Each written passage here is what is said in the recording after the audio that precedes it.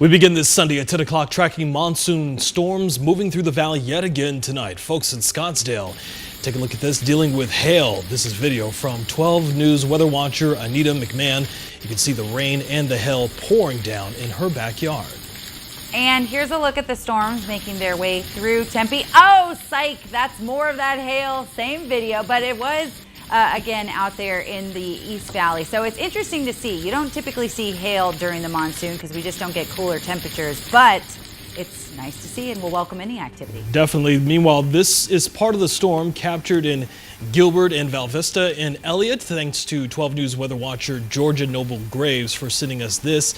Also, some parts of her backyard filling up with lots of rain. So many folks dealing with that tonight as well. And not a night for grilling, even though it's out there. All right, here's another look at a storm in Gilbert tonight. Coming down pretty hard for weather watcher Marilee Keller. Lots of wind and rain in her neighborhood as well. Thanks for sending that in. Yeah, meanwhile, major storms passing through the Southeast Valley earlier this evening. This is near the Chandler Airport. You can see those trees swaying back and forth, rustling in the wind.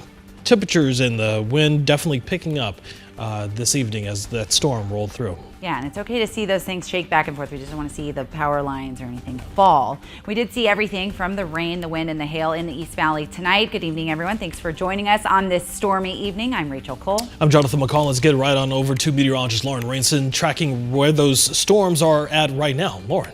If you're in the valley, let's just say, woof, that quieter compared to just a few hours ago, but jam-packed action right now across Mojave County, Kingman.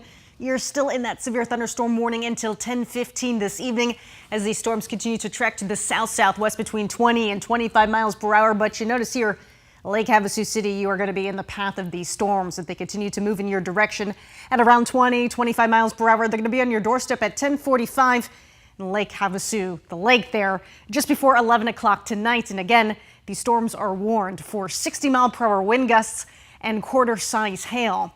Just to the west of Wickenburg and Prescott, that's where these storms continue to race southward into La Paz County. And then in far western Pima County, Ajo, the worst of that is out of there as those storms continue to race toward the line there, in Mexico line there. Here's the valley, a lot quieter, and it's looking to stay that way. Mark Englert captured this stunning photo in Surprise just before the storms arrived earlier this evening.